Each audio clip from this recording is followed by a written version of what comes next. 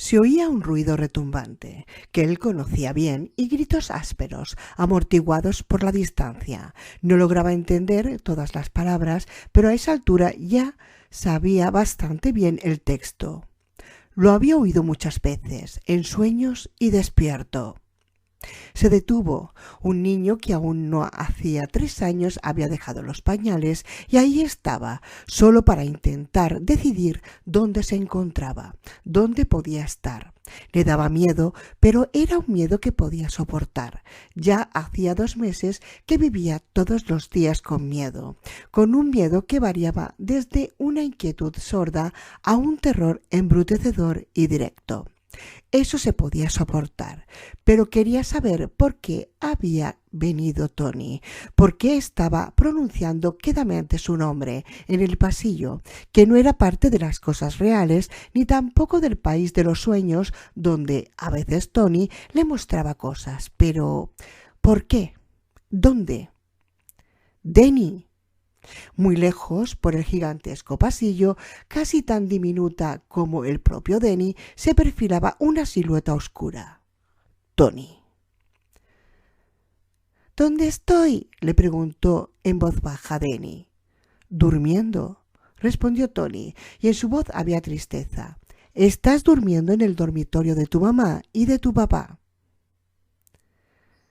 Denny, prosiguió, tu madre saldrá de esto malherida, muerta quizás, y el señor Halloran también.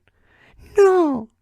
El grito fue de un dolor distante, de un terror que parecía sofocado por ese melancólico entorno de sueño, sobre el que se abatieron imágenes de muerte, un sapo muerto, aplastado sobre la carretera como un siniestro sello.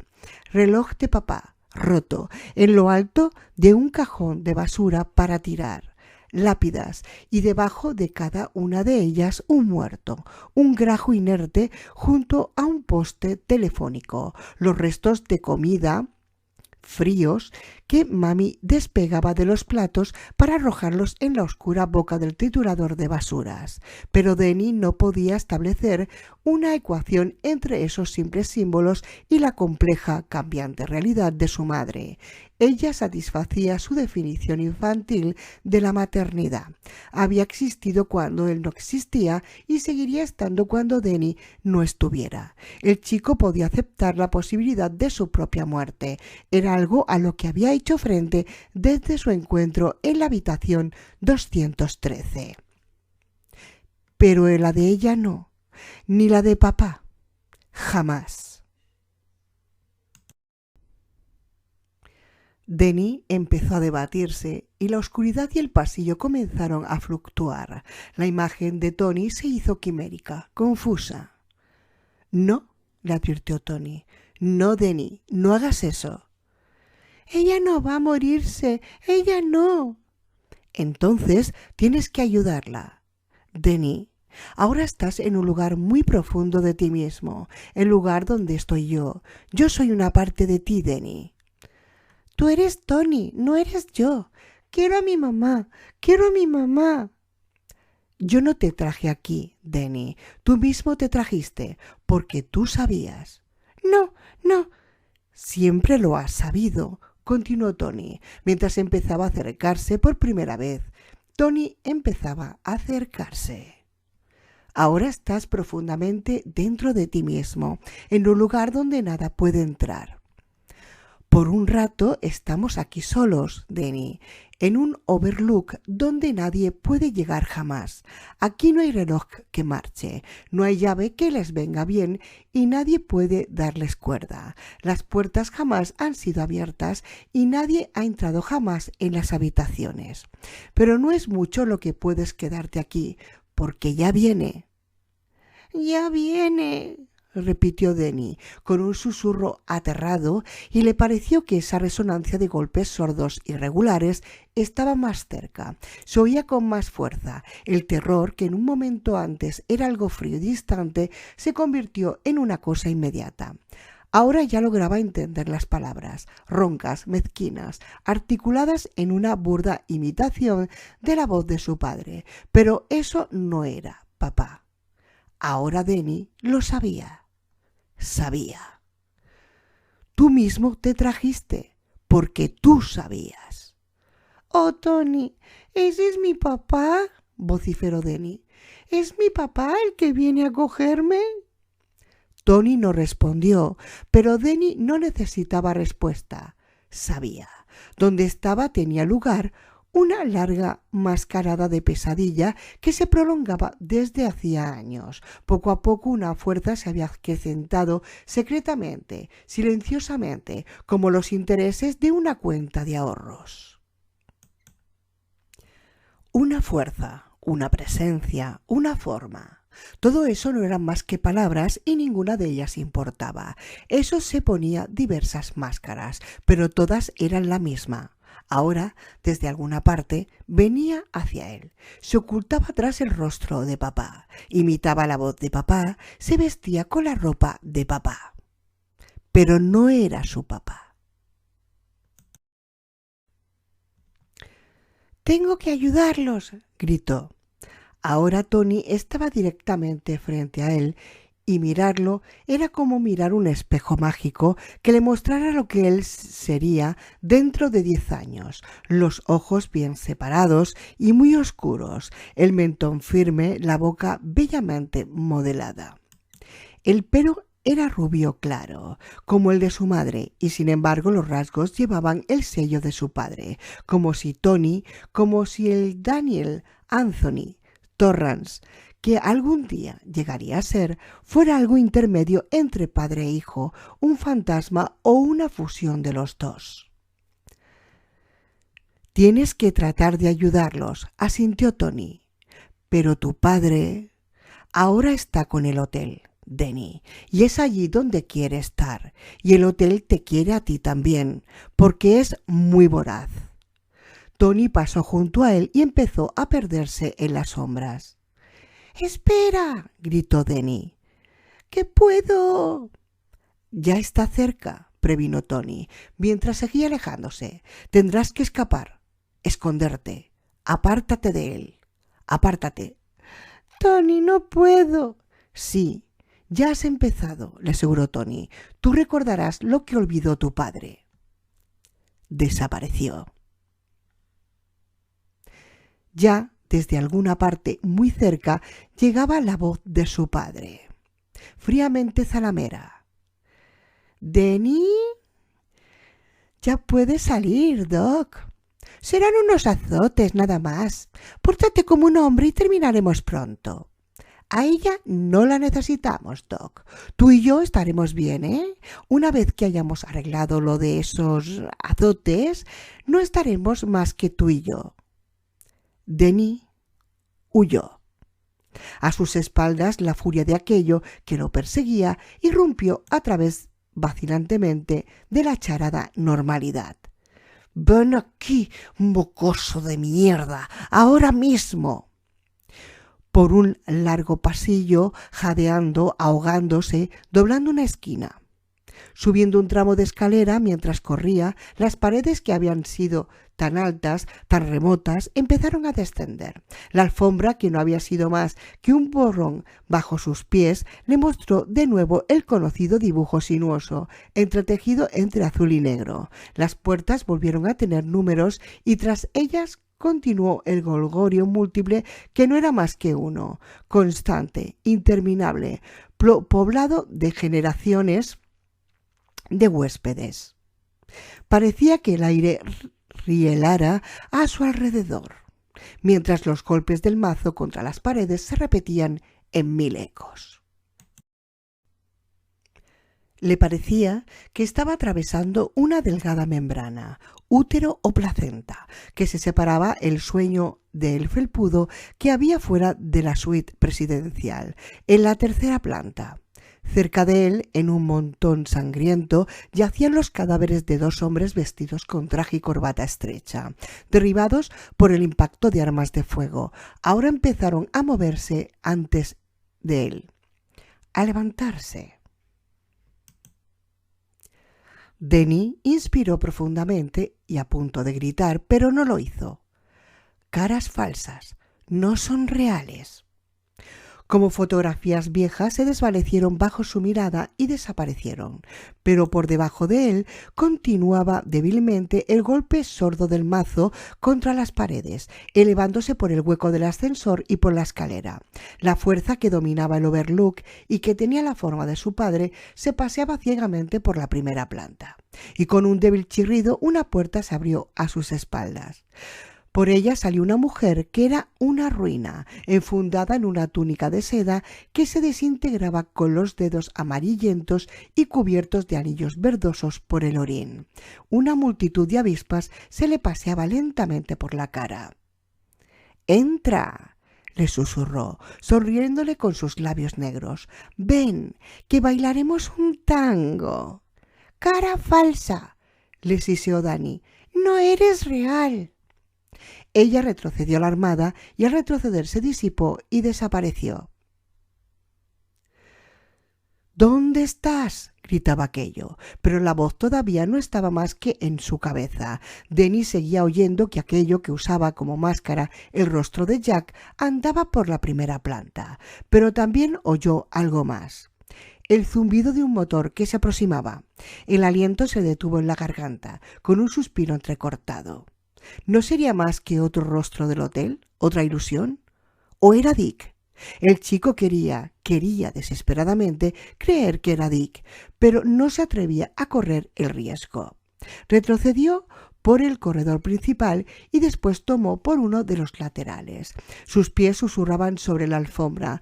Las puertas cerradas lo miraban con ceño, como le había pasado en los sueños, en las visiones, pero ahora Denny estaba en el mundo de las cosas reales, donde el juego se jugaba para quedarse en ello. Dobló hacia la derecha y se detuvo. El corazón le latía sordamente en el pecho. Una ráfaga de aire caliente le azotó los tobillos. Las cañerías de calefacción, claro. Debía de ser el día en que su papá daba calefacción al ala oeste. Y tú recordarás lo que olvidó tu padre. ¿Qué era? Denny casi lo sabía. Algo que podía salvarlos a él y a su madre. Pero Tony había dicho que tendría que hacerlo todo él solo. ¿Qué era? Se apoyó contra la pared tratando desesperadamente de pensar. Era tan difícil. Con el hotel seguía intentando metérsele en la cabeza, con la imagen de esa forma oscura encorvada que blandía el mazo a izquierda y derecha, destrozándole empapelado, haciendo volar bocanadas de polvo y yeso. «Ayúdame», murmuró. «Tony, ayúdame». Y de pronto tomó conciencia de que en el hotel reinaba un silencio de muerte. El zumbido del motor se había detenido. No debía de haber sido real. Y los ruidos de la fiesta se habían detenido y no quedaba más que el viento que gemía y aullaba interminablemente. Con un chirrido repentino, el ascensor volvió a la vida. Estaba subiendo. Y Denny sabía qué venía en él. De un salto se enderezó, con los ojos desmesuradamente abiertos, como una garra. El pánico le oprimió el corazón. ¿Por qué lo había enviado Tony a la tercera planta? ¿Había caído en una trampa? Allí todas las puertas estaban cerradas. El desván. Denny sabía que había un desván. Había subido hasta allí con papá el día que puso las ratoneras, aunque su padre no lo había dejado entrar por temor a las ratas. Tenía miedo de que lo mordieran, pero el chico sabía que la trampilla que conducía al desván se abría en el techo del último corredor, corto en la sala. Allí había un palo apoyado contra la pared. Papá había empujado la trampilla con el palo y con un chirrido de poleas. A medida que ésta se abría, había sido descendiendo una escalera. Si pudiera llegar hasta allí y después de subir, levantar la escalera, en algún punto del laberinto de corredores que el chico iba dejando detrás de sí, el ascensor se detuvo. Se oyó un ruido metálico al correrse la puerta y después una voz que ya no estaba en su cabeza, sino que era terriblemente real. «Denny, Denny, ven aquí un minuto, ¿quieres?» Te has portado mal y quiero que vengas y te tomes tu medicina como un hombre. Denny. Denny. La obediencia estaba tan profundamente arraigada en él que llegó a dar 2 pasos, automáticamente hacia donde lo llamaba la voz, antes de detenerse. Junto al cuerpo los puños se le tensaron con violencia. «No eres real. No eres real. Cara falsa. Ya sé lo que eres. Quítate la máscara». «Denny», se reiteró el rugido. «Ven aquí, cachorro. Ven aquí y tómatela como un hombre». Un retumbar profundo y hueco, el del mazo al batirse contra la pared. Cuando la voz volvió a tronar su nombre, había cambiado de lugar. Ahora estaba más cerca. En el mundo de las cosas reales, la cacería comenzaba. Denny escapó. Sin hacer ruido sobre la espesa alfombra, pasó corriendo frente a las puertas cerradas, a lo largo del sedoso papel empapado, junto al extintor de incendios asegurado a la esquina de la pared. Tras una breve vacilación, echó a correr por el último pasillo. Al final no había nada más que una puerta cerrada. Ya no quedaba por dónde escapar. Pero el palo seguía allí, todavía apoyado contra la pared, donde lo había dejado papá.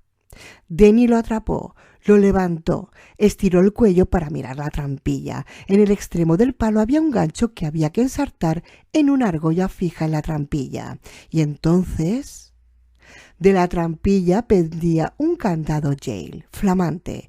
Era el que Jack Torrance había colocado en el cerrojo después de instalar las ratoneras para el caso de que a su hijo se le ocurriera algún día la idea de hacer una exploración por allí. Un candado. El terror lo invadió. Tras él aquello venía, torpemente, tambaleándose ya a la altura de la suite presidencial, haciendo silbar malignamente en el aire el mazo de Roque. Denny retrocedió contra la última puerta, infranqueable, y lo esperó. 55. Lo que fue olvidado. Wendy volvió en sí poco a poco. El agotamiento gris se disipó y fue reemplazándole el dolor, en la espalda, en la rodilla, en la pierna, en el costado. No creyó que sería capaz de moverse. Hasta los dedos le dolían y en el primer momento no sabía por qué. Por la hojita de afeitar, pensó. El pelo rubio, ahora pegoteado y enredado, le caía sobre los ojos. Se lo apartó con la mano y sintió que las costillas rotas se le clavaban por dentro, haciéndola gemir. Empezó a ver el campo azul y blanco de colchón manchado de sangre, de ella o tal vez de Jack. En todo caso, era sangre fresca. No había estado mucho tiempo sin conocimiento y eso era importante porque... ¿Por qué? Porque lo primero que recordó fue el zumbido, como de insecto, de un motor. Durante un momento se quedó estúpidamente detenida en el recuerdo y después en una especie de picada vertiginosa y nauseabunda. Su mente retrocedió y le hizo ver todo en una sola mirada. Halloran debía de haber sido Halloran. ¿Por qué si no podría haber sido Jack tan de improviso sin haber terminado con ella? Porque ya no le quedaba tiempo. Tenía que encontrar rápidamente a Denny y hacer lo que tenía que hacer antes de que Halloran pudiera detenerlo. O tal vez ya habría sucedido. Alcanzó a oír el chirrido del ascensor que subía por el hueco. No, Dios, por favor, no, la sangre todavía está fresca. No permitas que ya haya sucedido. De alguna manera se las arregló para ponerse de pie y ir tambaleándose con el dormitorio a través de las ruinas del cuarto de estar, hasta la destrozada puerta del apartamento. La abrió de un empujón y salió al pasillo. «¡Denny!», gritó, aunque el dolor en el pecho la hacía estremecer. «¡Señor Halloran! ¿Hay alguien ahí? ¿Hay alguien?». El ascensor, que se había puesto otra vez en movimiento, se detuvo. Wendy oyó el choque metálico de la puerta plegable al correrse, y después le pareció oír una voz. Tal vez hubiera sido su imaginación. El ruido del viento era demasiado fuerte para estar segura, en realidad. Recostándose contra la pared, se dirigió lentamente hacia la intersección con el pasillo corto. Cuando estaba a punto de llegar allí, la dejó helada el grito que subió por el hueco del ascensor y por el de las escaleras. «¡Denny! ¡Ven aquí, cachorro! ¡Ven aquí y tómala como un hombre!». Jack, en la segunda o en la tercera planta, buscando a Denny. Al llegar a la esquina, Wendy tropezó y estuvo a punto de caerse. El aliento se le heló en la garganta. Había alguien, acurrucado contra la pared, no lejos del comienzo de la escalera. Wendy empezó a darse más prisa, con un gesto de dolor cada vez que se apoyaba en la pierna herida. Ya veía que era un hombre, y al acercarse más entendió el significado del zumbido de aquel motor. Era el señor Halloran. Había venido, después de todo. Cuidadosamente, Wendy se arrodilló junto a él, rogando en una incoherente plegaria que no estuviera muerto. Le sangraba la nariz y de la boca le había salido un terrible coágulo de sangre. Un lado de la cara era un solo magullón hinchado y purpúreo, pero respiraba. A Dios gracias. Eran bocanadas largas y difíciles que lo sacudían todo entero. Al mirarlo con más atención, los ojos de Wendy se ensancharon. Un brazo del chaquetón tenía un desgarrón en el costado. Tenía el pelo manchado de sangre. Y un raspón, superficial pero de mal aspecto, en la base del cuello. Dios mío, ¿qué es lo que le ha pasado?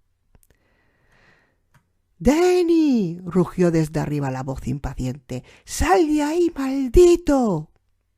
No quedaba tiempo para pensarlo. Wendy sacudió a Halloran, con la cara contraída por el dolor de las costillas rotas que sentía en el costado como una masa ardiente, hinchada y magullada. ¿Y si me desgarraran el pulmón cada vez que me muevo? Tampoco eso había manera de evitarlo. Si Jack encontraba a Denny, lo mataría. Lo golpearía con el mazo hasta matarlo, como había intentado hacer con ella. Wendy sacudió a Halloran y después empezó a darle con la mano suavemente al lado sano de la cara. «Despiértese, señor Halloran. Tiene que despertarse, por favor, por favor». Desde arriba, el retumbo incesante del mazo enunciaba que Jack Torrance seguía buscando a su hijo. Denny se quedó de espaldas contra la puerta, mirando hacia la intersección donde los dos pasillos se cortaban en ángulo recto. El ruido constante y regular, retumbante del mazo contra las paredes, se oía cada vez más. A aquello que lo perseguía aullaba, vociferaba y maldecía. Sueño y realidad se habían unido sin fisura alguna. Ahora apareció ante sus ojos. En cierto sentido, lo que sintió Denny fue alivio. Eso no era su padre. La máscara del rostro y del cuerpo, desgarrada, hecha pedazos, era una triste parodia. Eso no era su papá. Ese horror de los programas de televisión terroríficos del sábado por la noche, con los ojos en blanco, los hombros encorvados, la camisa empapada de sangre. No era su papá. Ahora, por Dios, jadeó aquello y se enjugó los labios con mano temblorosa. «Ahora ves, a ver quién es el que manda aquí. Ya verás». «No es a ti a quien quieren, es a mí, a mí, a mí». Asestó un golpe con el mazo destrozado y ya deformado y astillado después de innumerables impactos. El mazo fue a estrellarse contra la pared, arrancando un trozo del papel al tiempo que levantaba una nubecilla de yeso. Aquello esbozó una horrible sonrisa. «A ver si me sales con alguno de tus trucos ahora», farfulló. «No nací ayer, ¿sabes? No acabo de caerme de la higuera, por Dios, y voy a cumplir mis deberes de padre contigo, muchachito». «Tú no eres mi padre», declaró Denny. Aquello se detuvo. Durante un momento pareció indeciso, como si en realidad no estuviera seguro de quién o qué era. Después empezó a andar de nuevo, el mazo descendió silbando y se estrelló contra una puerta, que respondió con un ruido hueco. «Eres un mentiroso», respondió. ¿Quién soy si no? Tengo las 2 marcas de nacimiento, el ombligo hundido y la picha, muchachito. Pregúntale a tu madre. Tú eres una máscara, insistió Denny. Una cara falsa. La única razón que tiene el hotel para usarte es que no estás tan muerto como los otros, pero cuando el hotel haya terminado contigo, no quedará nada de ti. A mí no me asustas. Pues ya te asustaré, fue su aullido. El mazo silbó ferozmente al descender y se estrelló sobre la alfombra, entre los pies de Denny. El chico no retrocedió. Tú me mentiste. Te conchavaste con ella, conspirasteis contra mí. Además, hiciste trampa, copiaste el examen final. Bajo las cejas pobladas, los ojos lo miraban furiosamente con un resplandor de lunática astucia. Pero ya lo encontraré también. Está por ahí, en alguna parte, en el sótano. Yo ya lo encontraré. Me prometieron que podía buscar todo lo que quisiera. El mazo volvió a alzarse en el aire. —Claro que prometen —retrocedió Denny—, pero mienten. En lo más alto de su recorrido, el mazo vaciló. Halloran había empezado a reaccionar, pero de pronto Wendy dejó de darle suaves golpes en la mejilla. Hacía un momento que por el hueco del ascensor, casi inaudibles entre el rugido del viento, habían llegado unas palabras. «¡Hiciste trampa! ¡Copiaste el examen final!». Venían desde algún lugar muy alejado del ala oeste. Wendy estaba casi convencida de que estaban en la 3ª planta y de que Jack, o aquello que había tomado posesión de Jack, había encontrado a Denny. Ni ella ni Halloran podían hacer nada ahora. «Oh, Doc», murmuró, y las lágrimas le velaron los ojos. «El hijo de puta me rompió la mandíbula», masculló turbiamente Halloran. «Y la cabeza». Trabajosamente se sentó. El ojo derecho se le iba ennegreciendo rápidamente, al tiempo que la hinchazón se lo cerraba, pero de todas maneras Halloran alcanzó a ver a Wendy. «Señora Torrance». «Shh», le silenció Wendy. «¿Dónde está el niño, señora Torrance?» «En la 3ª planta», respondió Wendy, «con su padre». «Mienten», repitió Denny, con la rapidez rampaleante de un meteoro demasiado rápido para echarle mano y detenerlo, algo que le había pasado por la cabeza, de lo que quedaban más que algunas palabras de la idea. «Mienten, mienten. Está por aquí, en alguna parte del sótano. Tú recordarás lo que olvidó tu padre». «No. No deberías hablarle de esa forma a tu padre». La voz era ronca, el mazo tembló y descendió lentamente. «Solo haces empeorar las cosas para ti. El castigo. Peor, peor». Tambaleándose como si estuviera ebrio, aquello lo miraba con una llorosa conmiseración que empezaba a convertirse en odio. El mazo empezó a levantarse nuevamente. «Tú no eres mi papá», volvió a decirle Denny. «Y si dentro de ti queda algún pedacito de mi papá, sabe que ellos mienten. Aquí todo es una mentira y un engaño. Como los dados cargados que mi papá me regaló la Navidad pasada, como los paquetes de regalo que ponen en los escaparates y que mi papá dice que no tienen nada dentro, que no hay regalos, que no son más que cajas vacías.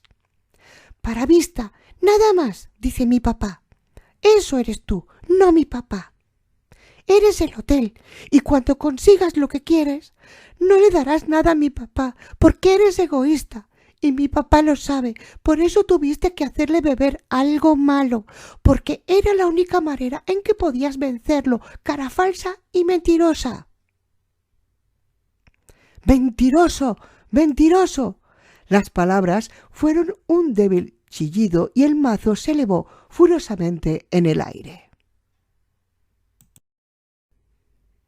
«Adelante, pégame, pero de mí jamás conseguirás lo que quieres». El rostro que Denny tenía ante sí cambió, sin que el chico pudiera decir cómo. En los rasgos se hubo una alteración. El cuerpo se estremeció ligeramente y después las manos ensangrentadas se aflojaron, como garras exhaustas. El mazo cayó de ellas sobre la alfombra con un ruido sordo. Eso fue todo, pero de pronto su papá estuvo allí, mirándolo con una angustia de muerte, con un dolor tan grande que Denny sintió que el corazón se le consumía dentro del pecho. Los ángulos de la boca descendieron, temblorosos. «Doc», dijo Jack Torrance, «huye, escapa pronto y recuerda lo mucho que te quiero». «No», susurró Denny. «Oh, Denny, por Dios, no», repitió Denny mientras tomaba una de las manos ensangrentadas de su padre para besarla. «Todavía no ha terminado». Con la espalda apoyada en la pared, para ayudarse, Halloran consiguió ponerse de pie. Él y Wendy se miraban como los únicos supervivientes de la pesadilla de un hospital bombardeado. «Tenemos que subir», dijo Halloran. «Tenemos que ayudarlo». Perseguidos e impotentes, los ojos de Wendy lo miraron desde un rostro blanco como un papel.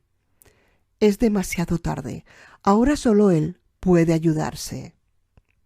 Pasó 1 minuto, 2, 3. Entonces lo oyeron gritar, allá arriba, no con un grito de triunfo ni cólera, sino de terror mortal.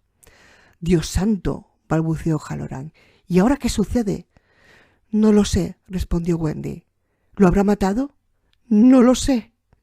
El ascensor empezó a moverse y después a descender, y encerrado dentro iba algo furioso y vociferante.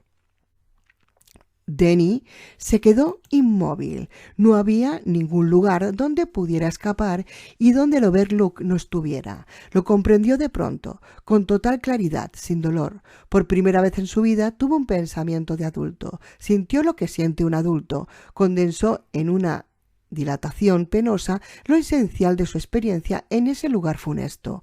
«Mamá y papá no pueden ayudarme y estoy solo». «Vete», dijo al extraño ensangrentado que se alzaba frente a él. «Vamos, vete de aquí».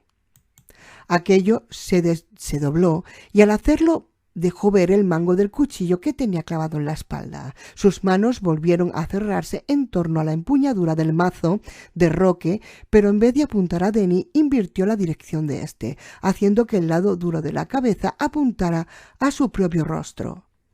Una oleada de comprensión inundó a Denny. Después el mazo empezó a elevarse y a descender, destruyendo lo último que quedaba de la imagen de Jack Torrance. Aquello que estaba con Denny en el pasillo danzaba una polca torpe, espeluznante, marcando el compás con el ritmo aborrecible de la cabeza del mazo que golpeaba y volvía a golpear. La sangre empezó a salpicar el empapelado. Los fragmentos de hueso volaban por el aire como las teclas rotas de un piano.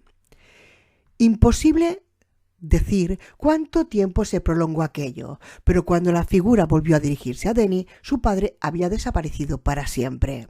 Lo que quedaba de la cara era una mezcla extraña y cambiante de muchas caras que se confundían imperfectamente en una. Denny reconoció a la mujer de la 217, al hombre perro, a esa cosa o muchacho hambriento que había encontrado en el tubo de cemento. «A quitarse las máscaras, pues», susurró aquello.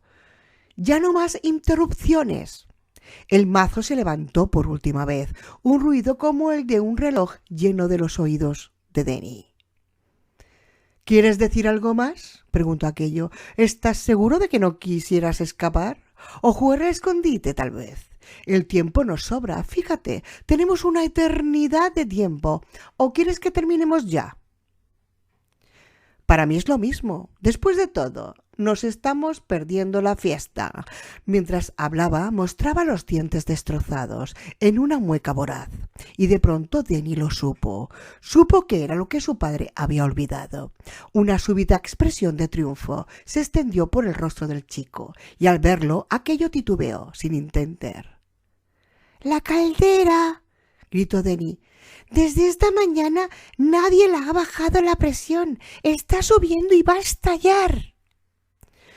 Por los rasgos destrozados, grotescos de la cosa que había frente a él, pasó una expresión de terror grotesco, de incipiente comprensión. El mazo rodó de las manos contraídas, rebotando inofensivamente sobre la alfombra azul y negra. «¡La caldera!», gimió aquello. ¡Oh, no! ¡Es imposible permitirlo! ¡No! ¡De ningún modo! ¡Cachorro maldito! ¡De ningún modo! ¡Oh! ¡Oh! ¡Pues así es!, volvió a gritarle Denny, desafiante, mostrando al mismo tiempo los puños cerrados a la ruina que tenía delante. En cualquier momento. La caldera, papá. Papá se olvidó de la caldera. Y tú también te olvidaste. Oh, no, no, no, no, no. Eso no puede ser, muchacho maldito. No puede ser. No debe. Ya verás cómo te hago tomar tu medicina. Hasta la última gota. Oh, no, no, no, no.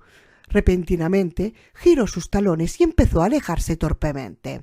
Durante un momento, incierto y vacilante, su sombra cayó sobre la pared. Después aquello desapareció, dejando tras de sí un cortejo de gritos, como ajados gallardetes de una fiesta.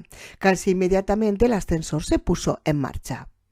De pronto, como una aureola gloriosa y deslumbrante, el señor Halloran, Dick, para mis amigos, juntos vivos, están vivos, hay que salir de aquí, esto va a volar hasta el cielo, el esplendor lo anegó. Al echar a correr tropezó con el mazo del roque, destrozado, ensangrentado, sin advertirlo siquiera. Llorando, corrió hacia la escalera. Tenía que escapar.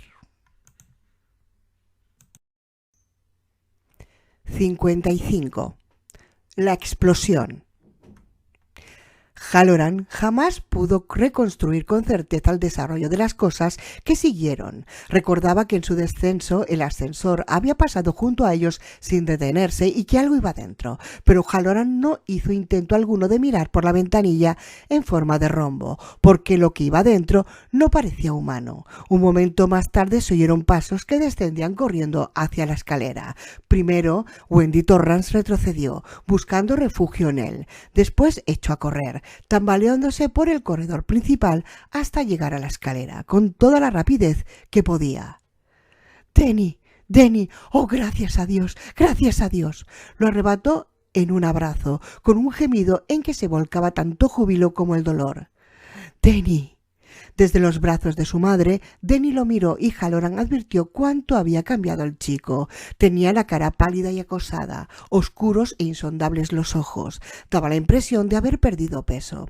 Al mirar ahora a los dos juntos, Halloran pensó que era la madre la que parecía más joven, pese al terrible castigo que había sufrido. «Dick, tenemos que escapar. Esto está a punto de...». Imagen del Overlook, lenguas de fuego que se elevaban del tejado. Lluvia de ladrillos sobre la nieve, repique de alarmas de incendio, aunque ningún coche de bomberos sería capaz de llegar hasta esos parajes hasta fines de marzo. Pero lo que más intensamente se transmitía en el mensaje del chico era una urgencia apremiante, la sensación de que aquello iba a suceder en cualquier momento. «Está bien», asintió Halloran, y empezó a acercarse a ellos, al principio con la sensación de estar nadando en aguas profundas. Su sentido del equilibrio estaba alterado y no podía enfocar bien el ojo derecho. Desde la mandíbula le irradiaban punzadas de dolor palpitante que se le extendían hasta la sien y bajaba por el cuello, y tenía la sensación de la mejilla como algo del tamaño de una col. Pero el apremio del chico había conseguido ponerlo en movimiento e hizo que todo resultará más fácil. «¿Qué está bien?», preguntó Wendy, mirando alternativamente a Halloran y a su hijo. «¿Qué quiere decir con eso de que está bien?». «Que tenemos que irnos», explicó Halloran. «Pero yo no estoy vestida, mi ropa». Como una flecha, Denny se le escapó de los brazos y se fue corriendo por el pasillo. Wendy lo siguió con la vista y cuando el chico desapareció tras la esquina, se volvió a Halloran. «¿Qué hacemos si vuelve? ¿Su marido?» «Ese no es Jack», murmuró Wendy. «Jack ha muerto. Este lugar lo mató. Este lugar maldito». Con el puño golpeó la pared y el dolor de las corduras de los dedos la hizo gemir. «Es la caldera, ¿no es verdad?» «Sí, señora. Denny dice que va a estallar». Bueno, en su voz había una determinación mortal. «No sé si yo puedo volver a bajar la escalera. Las costillas. Él me rompió las costillas y algo en la espalda y me hace daño». «Sí que podrá», le aseguró Halloran. «Todos podremos». De pronto se acordó de los animales del seto y se preguntó qué harían en caso de que siguieran allí. en la entrada, montando guardia. En ese momento volvía Denny con las botas, el abrigo y los guantes de Wendy, y también con sus guantes y su chaquetón. «Denny, tus botas», le advirtió Wendy. «Es demasiado tarde», exclamó el chico, que los miraba con expresión de desesperada angustia. Cuando clavó los ojos en Dick, en la mente de éste se pintó de repente la imagen de un reloj bajo un fanal de cristal, el reloj del salón de baile que un diplomático suizo había donado al hotel en 1949. Las manecillas del reloj marcaban que faltaba 1 minuto para medianoche. «Oh, Dios mío», gimió Halloran. «¡Ay, Dios santo!». Rodeó con un brazo a Wendy y la levantó mientras con él otro alzaba a Denny y echó a correr hacia la escalera. Wendy gritó dolorida al sentir la presión sobre las costillas, al sentir una punzada de dolor en la espalda, pero Halloran no se detuvo. Con los dos en sus brazos se lanzó escaleras abajo, un ojo desesperadamente abierto, el otro reducido a una rendija por hinchazón. Parecía un pirata tuerto que huye con los rehenes por los que más tarde ha de pedir rescate. Inesperadamente, el esplendor le hizo comprender qué era lo que había querido decir Denny al declarar que era demasiado tarde. Percibió nítidamente la explosión a punto de desencadenarse desde las profundidades del sótano para desgarrar las entrañas de ese lugar espanto. Y corrió más deprisa, precipitándose a través del vestíbulo hacia las dobles puertas. A toda prisa, aquello atravesó el sótano y entró en el débil resplandor amarillento que irradiaba la única luz del cuarto donde ardía el horno. Iba sollozando de terror. Había estado tan próximo a adueñarse del muchacho y de su fantástico poder. Imposible perderlo ahora. Eso no debía suceder. Primero bajaría la presión de la caldera y después le aplicaría un correctivo al chico, con severidad. «No debe suceder», gemía. «Oh, no, eso no debe suceder». A tropezones llegó hasta la caldera. De la larga masa tubular emanaba un sombrío resplandor rojizo, como un monstruoso órgano de vapor. Se estremecía, crujía y dejaba escapar en 100 direcciones columnas y nubecillas de vapor. La aguja del manómetro estaba en el extremo mismo del dial. «No, imposible permitirlo», vociferó el vigilante director. Apoyó sobre la válvula de las manos de Jack Torrance sin preocuparse por el dolor de la carne quemada. Ni por el dolor, ni dejando que el volante rojo se le hundiera despiadadamente en las palmas. El volante cedió y con un alarido de triunfo aquello lo hizo girar hasta abrir completamente la válvula. Un rugido gigantesco de vapor que se escapa brotó de las profundidades de la caldera, como el bramido conjunto de una docena de dragones. Pero antes de que el vapor tornara invisible la aguja del manómetro, ya se advertía claramente que ésta había empezado a retroceder. «¡Gané!», aulló aquello mientras prorrumpía en obscenas piruetas en medio de la ardiente niebla que iba en aumento, elevando por encima de la cabeza las manos llameantes. «¡No es demasiado tarde! ¡No es demasiado tarde! ¡No!». Las palabras se disiparon en un alarido de triunfo y el alarido se perdió, devorado por el estruendo ensordecedor de la explosión de la caldera del Overlook. Halloran interrumpió a través de las dobles puertas y empezó a atravesar con su carga la trinchera excavada en el gran ventisquero de la terraza. Vio con toda claridad, con más claridad que antes, los animales del seto, y en el momento mismo en que comprendía que sus peores temores se habían realizado y que los monstruos se interponían entre el porche y el vehículo para la nieve. El hotel estalló, aunque más tarde comprendió que en realidad no podía haber sido así. En ese momento tuvo la impresión de que todo sucedía simultáneamente. Hubo una explosión sorda, un ruido que parecía la prolongación de una sola nota grave que lo invadiera todo. ¡Bum! Y después, a espalda de ellos, una ráfaga de aire caliente que avanzaba, empujándolos con suavidad. Esa masa de aire arrojó de la terraza a los tres, y mientras volaban por los aires, una idea confusa, así es como se sentiría Superman, pasó rápidamente por la mente de Halloran. Su carga se le escapó de los brazos y sintió que aterrizaban blandamente sobre la nieve. La sintió fresca, bajo la camisa y metiéndose en la nariz, y tuvo la vaga sensación de algo grato y calmante sobre la mejilla herida. Después, sin pensar por el momento en los animales del seto, ni en Wendy Torrance, ni siquiera en el chico, se dio la vuelta lentamente hasta quedar boca arriba, para ver la muerte del Overlook. Las ventanas del hotel se hicieron pedazos. En el salón de baile, el fanal de cristal que cubría el reloj sobre la chimenea se partió en 2 pedazos y cayó al suelo.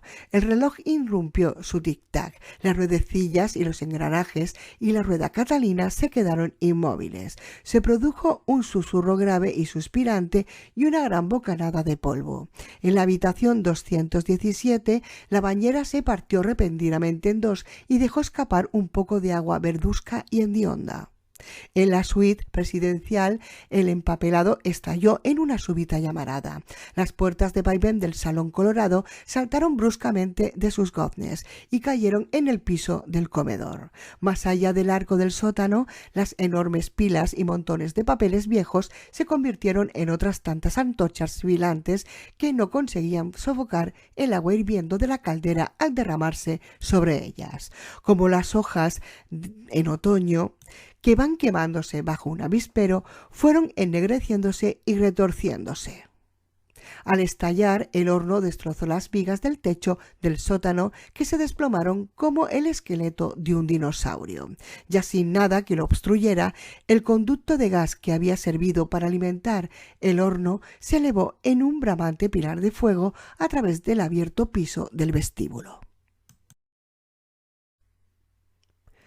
Los alfombrados de las escaleras estallaron en llamas que subían a la carrera hacia la primera planta, como para proclamar la terrible buena nueva. Las explosiones lo iban destrozando todo como una descarga cerrada. La lámpara del comedor, un globo de cristal de 80 kilos de peso, se desplomó con un tremendo estrépito, derribando mesas por todas partes. De las 5 chimeneas del Overlook, enormes llamaradas se elevaban hacia el cielo.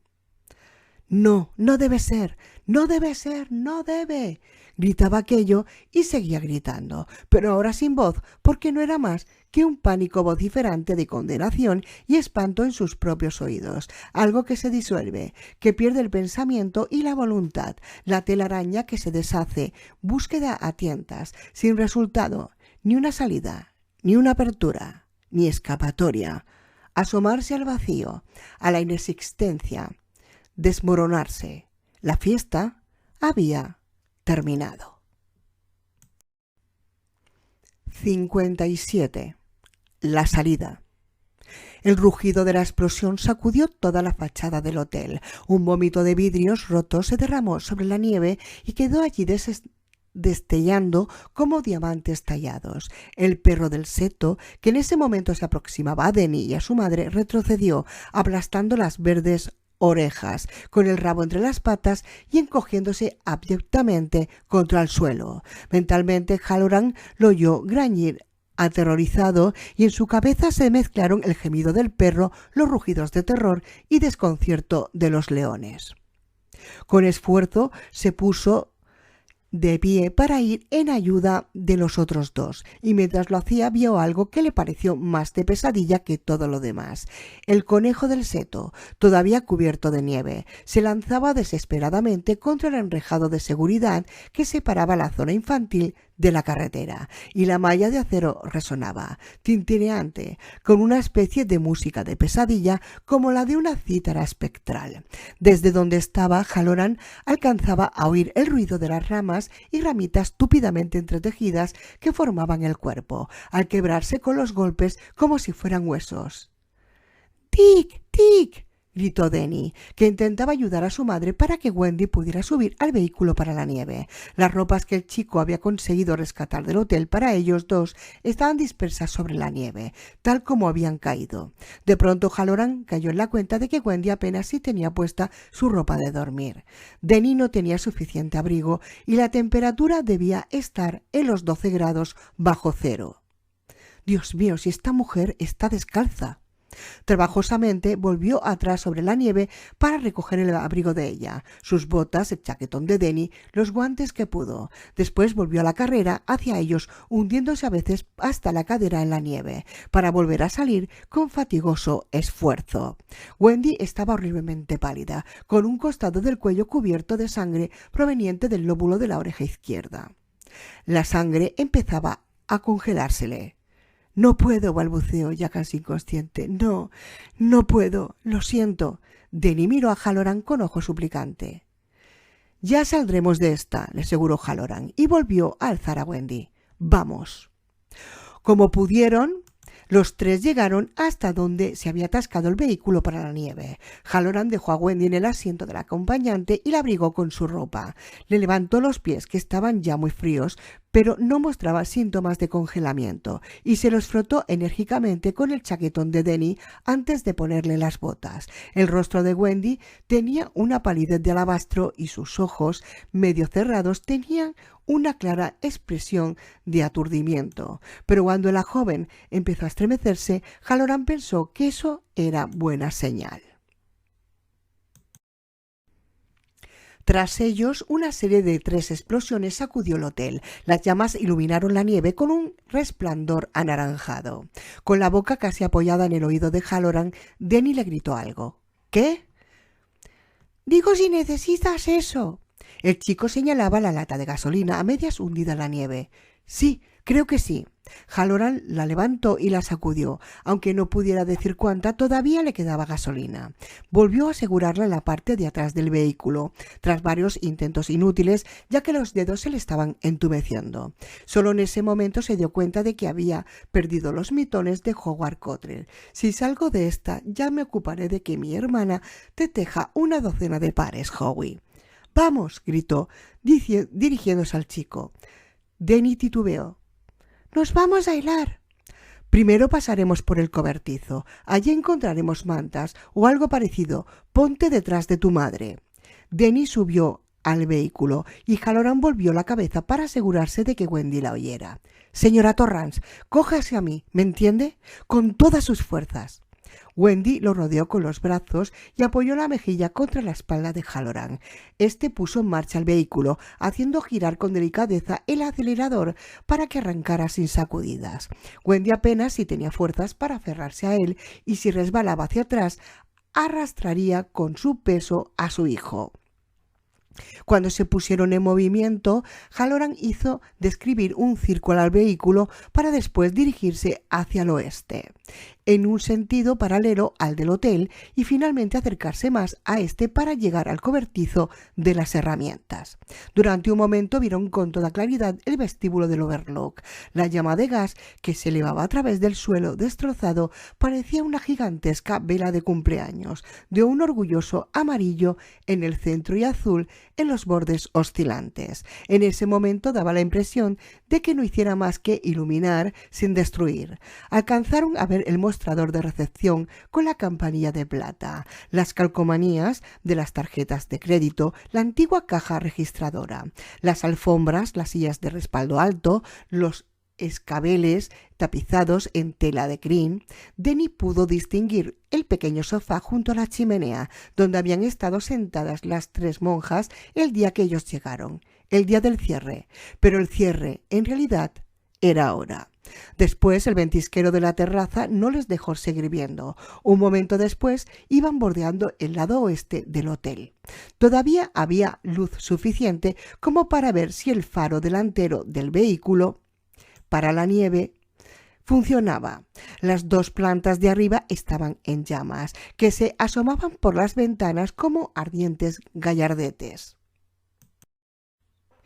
La resplandeciente pintura blanca había empezado a ennegrecerse y descascararse. Los postigos que cerraban la ventana panorámica de la suite presidencial, los que Jack había asegurado escrupulosamente, ateniéndose a las instrucciones recibidas a mediados de octubre, pendían ahora como flameantes despojos, dejando al descubierto la profunda y desgarrada oscuridad de la habitación, como si fuera una boca desdentada que se abre en una última mueca mortal y silenciosa. Como Wendy había apoyado la cara contra la espalda de Halloran para protegerse del viento, a su vez Denny escondía la cara en la espalda de su madre. Halloran fue el único que vio el final, aunque nunca habló de él. Le pareció ver que por la ventana de la suite presidencial salía una enorme forma oscura que por un momento oscureció la extensión de nieve que se dilataba detrás del hotel. Al principio asumió la forma de un pulpo, enorme y obsceno, y después pareció que el viento se apoderara de ella para desgarrarla y hacerla pedazos como papel viejo. Se fragmentó, quedó atrapada en un remolino de humo y un momento después había desaparecido tan completamente como si no hubiera existido nunca. Pero en esos segundos en que se arremolinaba sobriamente en una danza que parecía de negativos de punto de luz, Halloran recordó algo de su niñez. De hacía 50 años, tal vez más. Él y su hermano habían encontrado un enorme avispero en la parte norte de su granja, metido en un hueco entre la tierra y el tronco de un árbol viejo abatido por los rayos. Su hermano llevaba metido en la cinta del sombrero un gran buscapiés que había guardado desde los festejos del 4 de julio. Lo había encendido, lo había arrojado contra el avispero y cuando estalló con gran estrépito del nido destrozado se elevó un murmullo, un zumbido colérico que iba en aumento, casi como un alarido bajo y ronco. Los dos chicos habían escapado como si los demonios les pisaran los talones. Y en cierto modo, suponía Halloran, debían haber sido demonios. Aquel día, al mirar por encima del hombro, como estaba haciendo ahora, había visto una gran nube oscura de insectos que se elevaban en el aire caliente, describiendo círculos juntos para después apartarse, en busca del enemigo que había hecho tal cosa con el hogar común para poder, como una sola inteligencia grupal que eran, atacarlo a aguijonazos hasta darle muerte. Después eso que se había en el cielo desaparecido y tal vez no hubiera sido más que el humo o un gran trozo de empapelado humeante que salió por la ventana y no quedó más que el overlook, una pira restallante en la rugiente garganta de la noche. Aunque en su llavero tenía una llave para el candado del cobertizo, Halloran vio que no tendría necesidad de usarla. La puerta estaba entornada, con el candado abierto, pendiente del cerrojo. «Yo no puedo entrar ahí», susurró Denny. «De acuerdo, quédate con tu madre. Allí solía haber una pila de viejas mantas para equitación, que probablemente estén todas apolilladas, pero siempre será mejor eso que morir congelados. Señora Torrance, ¿sigue usted estando con nosotros?» «No sé, creo que sí», respondió débilmente la voz de Wendy. «Bueno, en un segundo vuelvo». «Vuelve lo más pronto que puedas, por favor», le pidió Denny.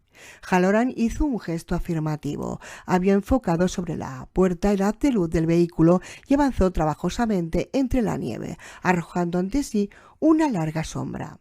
Abrió del todo la puerta del cobertizo y entró. Las mantas seguían en el mismo rincón, junto al juego de Roque. Levantó 4 mantas que olían a humedad y a viejo, con las cuales de las polillas indudablemente se habían dado un buen banquete, y de pronto se detuvo. Faltaba uno de los mazos de Roque. ¿Habrá sido con eso con lo que me golpeó? Bueno, ¿acaso tenía alguna importancia con que lo hubieran golpeado? De todas maneras, sus dedos subieron hasta el costado de la cara y empezaron a tantear la hinchazón. $600 le había pagado al dentista por ese trabajo. Deshecho ahora solo de un golpe. Y después de todo, tal vez no me golpeó con uno de estos. Tal vez uno se perdió, o lo robaron, o se lo llevaron de recuerdo, después de todo. En realidad no importaba. Nadie iba a andar por ahí jugando al Roque el verano próximo, ni en ningún otro, hasta donde se pudiera prever. No, en realidad no importaba, pero de todas maneras el hecho de estar mirando el juego de mazos, entre los cuales faltaba uno, ejercía sobre él una especie de fascinación. Halloran se encontró pensando en el ruido sordo de la cabeza de madera del mazo al golpear la bola de madera, un ruido con gratas resonancias de verano, como mirar la bola cuando iba saltando sobre la sangre, hueso, grava, algo que evocaba las imágenes de sangre, hueso, de helado, columpios y mecedoras, señoras con amplios sombreros de paja, el zumbido de los mosquitos y los niñitos rebeldes que no se atienden a las reglas del juego. Todas esas cosas, seguro, bonito juego, ya no tan de moda, ahora, pero lo bonito. Dick. La voz sonaba débil, asustada, y le pareció a Halloran francamente desagradable. ¿Estás bien, Dick? Date prisa, por favor. Vamos, date prisa, negro, que los señores te llaman. La mano se le cerró sobre el mango de uno de los mazos y Halloran sintió que la sensación era grata. Porque te quiero, te aporreo. En la vacilante oscuridad interrumpida solamente por el fuego, los ojos se le pusieron en blanco. En realidad sería hacerles un favor a los dos. Ella estaba malherida, dolorida, y casi todo eso era culpa del maldito chiquillo, seguro. Si era él quien había dejado a su padre allá adentro que se quemara, cuando uno lo pensaba era poco menos que un asesinato. Parricidio le llamaban a eso, una bajeza. Vamos. Señor Halloran, ahora era la voz de la mujer, baja, débil y quejosa. A Halloran no le gustó nada. Dick, el chico prorrumpió en un sollozo aterrorizado. Halloran sacó el mazo de su soporte y se volvió hacia el torrente de luz blanca que vertía el faro del vehículo. Con incertidumbre sus pies se movieron sobre las tablas del piso del cobertizo, como los pies de un juguete mecánico al que alguien ha dado cuerda y puesto en movimiento. Repentinamente se detuvo, miró sin comprender el mazo que tenía en las manos y se preguntó con creciente horror qué era lo que había estado pensando hacer. ¿Asesinar? ¿Había estado pensando asesinar? Durante un momento fue como si una voz colérica, débilmente jactanciosa, le llenara la cabeza. ¡Hazlo! ¡Hazlo, negro flojo y sin pelotas! ¡Mátalos! ¡Mátalos a los dos! Con un grito ahogado, aterrorizado, Halloran arrojó lejos de sí el mazo de roque, que cayó ruidosamente en el rincón donde había estado las mantas, con una de las dos cabezas apuntando hacia él como una invitación inexpresable. Huyó. Denny estaba sentado en el asiento del vehículo para la nieve y Wendy se abrazaba débilmente a él. El chico tenía la cara brillante de lágrimas y se estremecía como si tuviera fiebre. ¿Dónde estabas?, le preguntó castañando los dientes. Estábamos asustados. Es que este lugar es como para asustarse, respondió lentamente Halloran, y aunque se queme hasta los cimientos, a mí no conseguirán jamás hacerme acercar a 200 kilómetros de aquí. Tome, señora Torrance, envuélvase usted con esto, que la abrigará, y tú también, Denny. Póntelo, que parecerás un árabe. Con dos de las mantas envolvió a Wendy, acomodándole una de ellas para formar una capucha que le cubriera la cabeza, y ayudó a Denny a envolverse en la suya de modo que no se le cayera.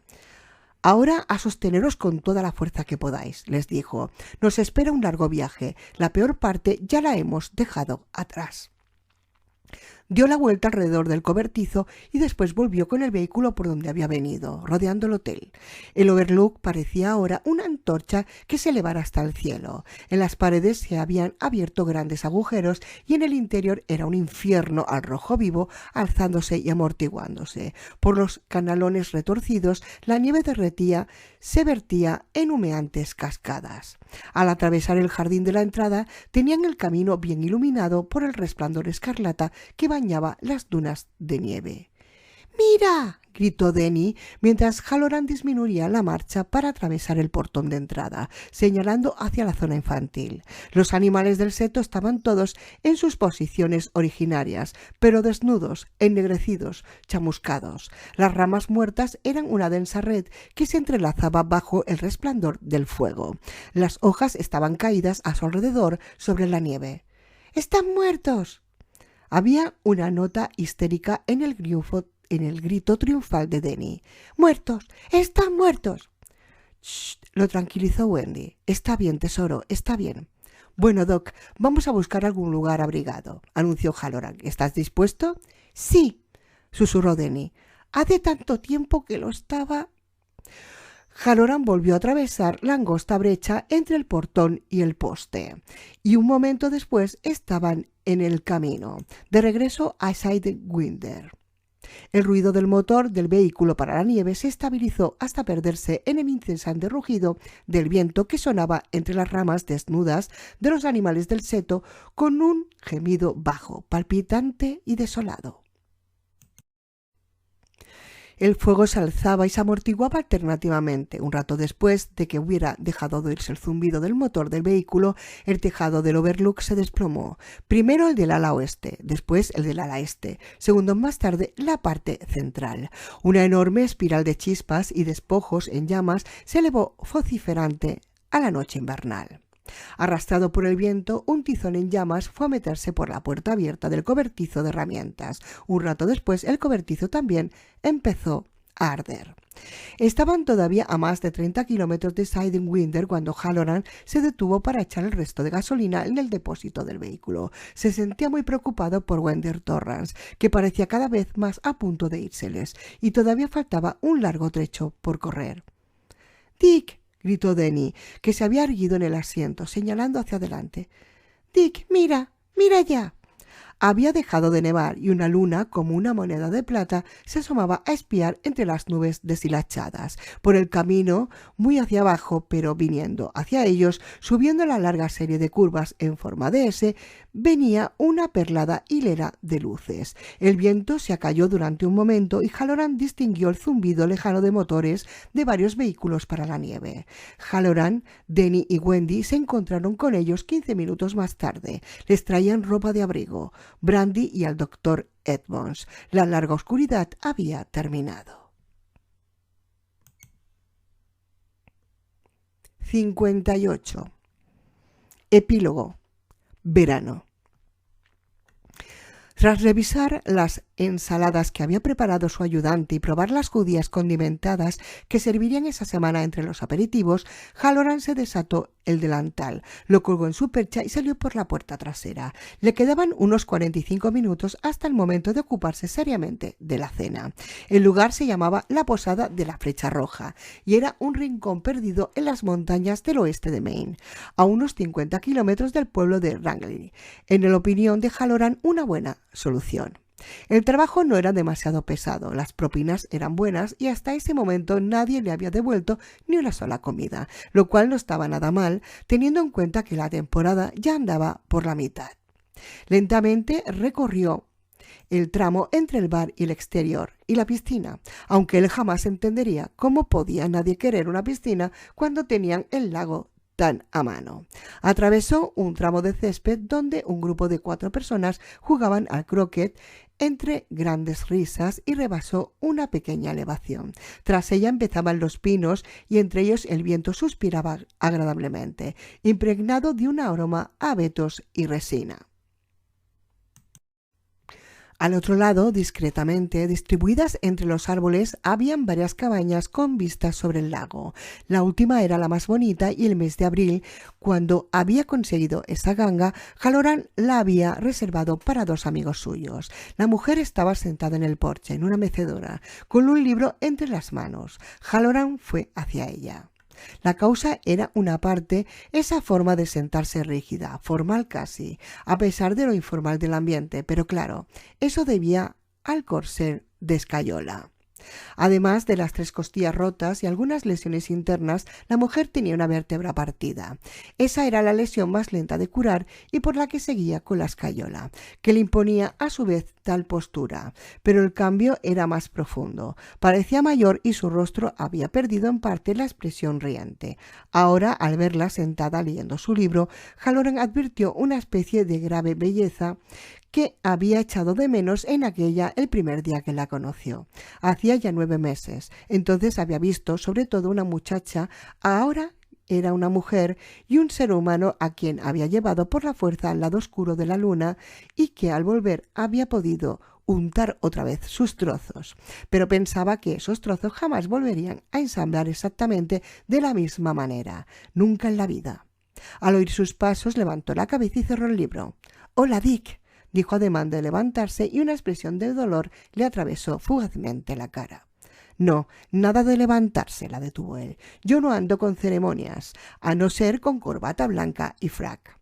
Ella le sonrió mientras él subía los escalones para ir a sentarse junto a ella en el porche. —¿Qué tal van las cosas? —Bastante bien —reconoció Halloran—. Esta noche no deje de probar los camarones a la criolla. Le gustarán. Trato hecho. ¿Dónde está Denny? Por ahí abajo. Al mirar hacia donde ella señalaba, Halloran vio una figurita sentada en el extremo del muelle. Denny llevaba los tejanos arremangados hasta las rodillas y una camisa a rayas rojas. Sobre las aguas tranquilas del lago flotaba una boya. De vez en cuando el chico recogía el hilo para examinar la plomada y el anzuelo y después volvía a arrojarlos al agua. —Estaba poniéndose moreno —comenzó Halloran—. —Sí, muy moreno. Wendy lo miró con afecto. Él sacó un cigarrillo, le dio unos golpecitos y después lo encendió. El humo se fue deshilachando perezosamente en la tarde soleada. —¿Qué hay con esos sueños que tenía viniendo?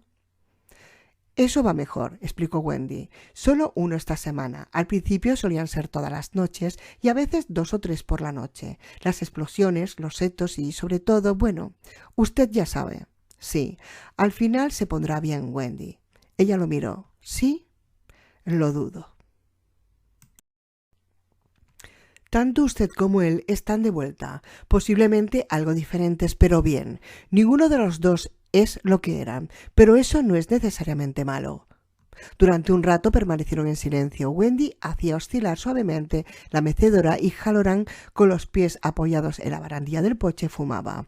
Se levantó una leve brisa que abría sus caminos secretos entre los pinos, pero sin alborotar apenas el pelo de Wendy. Ella se lo había dejado muy corto. —He decidido aceptar el ofrecimiento del señor Shockley —dijo ella. Halloran asintió con la cabeza. —El trabajo parece bueno y además algo que podía interesarle. ¿Cuándo empieza? El primer martes de septiembre, inmediatamente después del día del trabajo.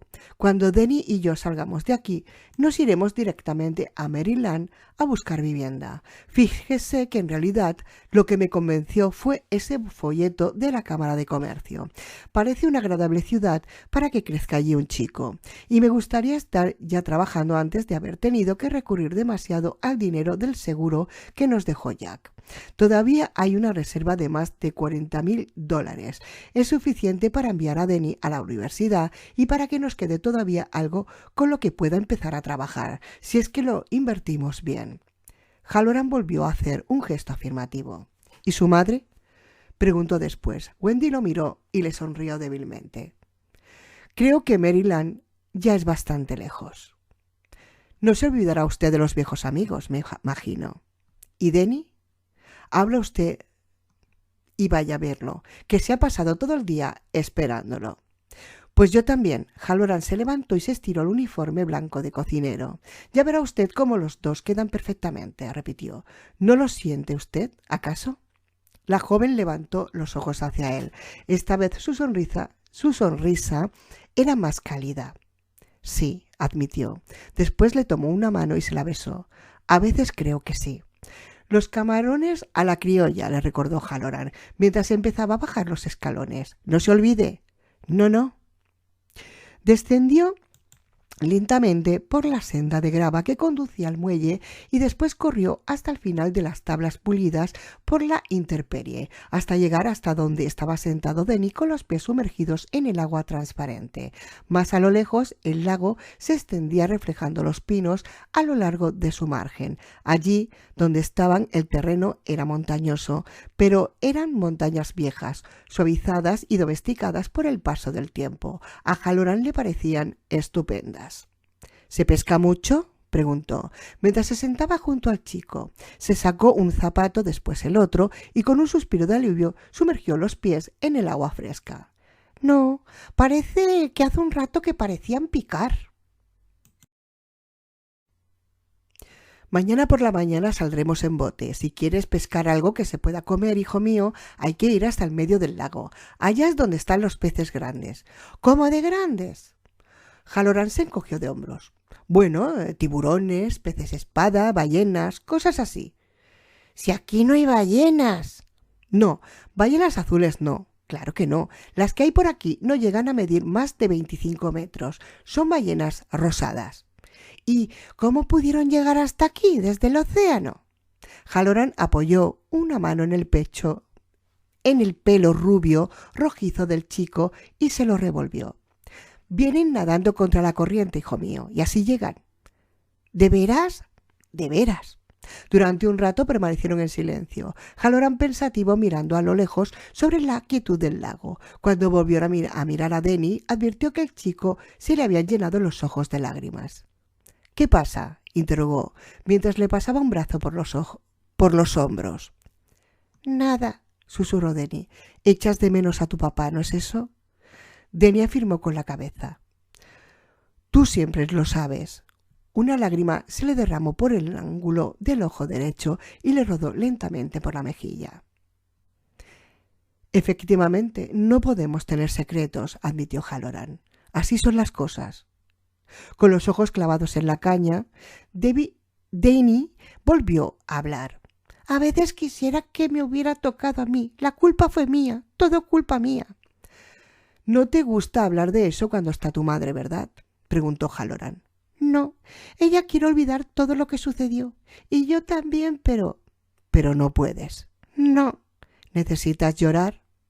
El chico intentó responder, pero las palabras desaparecieron en un sollozo. Con la cabeza apoyada en el hombro de Halloran, Denny lloró, dejando ya que las lágrimas le inundaran todo el rostro. Halloran lo abrazaba sin decir palabra.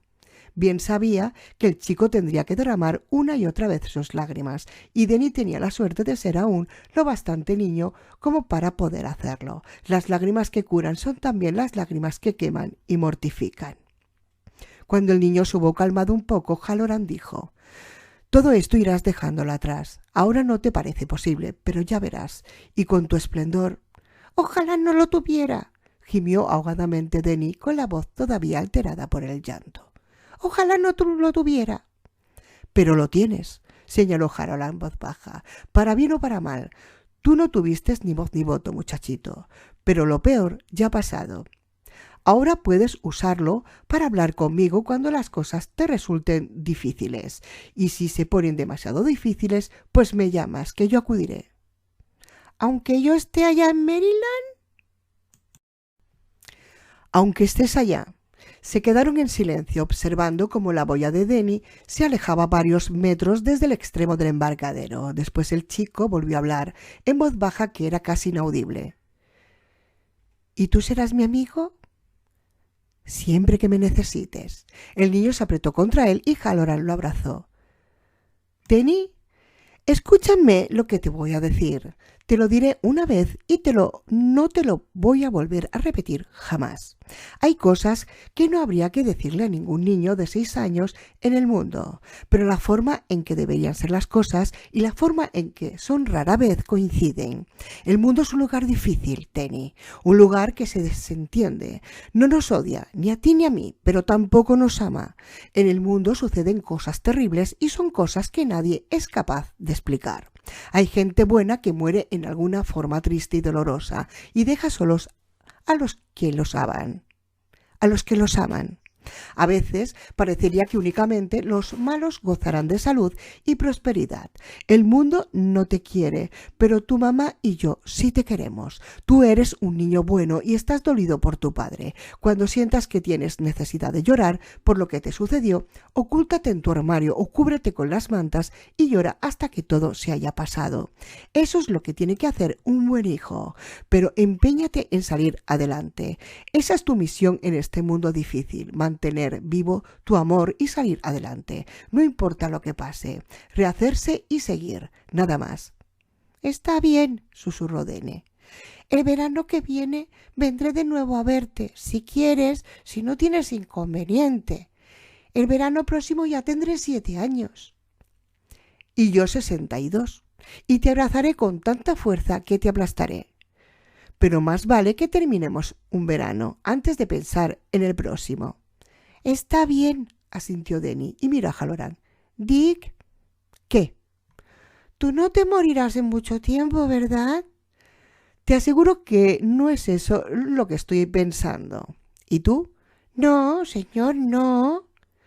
«Fíjate, que pican, hijito», señaló Halloran. La boya roja y blanca se había hundido, volvió a subir húmeda y brillante y se sumergió de nuevo. Se atragantó Denny. «¿Qué es?» Wendy preguntó que había venido por el muelle a reunirse con ellos, deteniéndose detrás de su hijo. ¿Un sollo? No, señora. Creo que es una ballena rosada, le explicó Halloran. La punta de la caña se arqueó y cuando Denny tiró hacia atrás, un pez largo e irisado describió en el aire una destellante parábola de colores y volvió a desaparecer. Denny hacía girar frenéticamente el carrete. «¡Ayúdame, Dick! ¡Ayúdame, ya lo tengo!» «Lo estás haciendo estupendamente bien solo, hombrecito», sonrió Halloran. «No sé si es una ballena rosada o una trucha, pero de todos modos está bien, está muy bien». Rodeó con el brazo los hombros de Denny mientras el chico iba sacando el pez. Poco a poco, Wendy se sentó al otro lado de su hijo y los tres se quedaron sentados en el extremo del muelle, bajo el sol de la tarde. Fin del libro.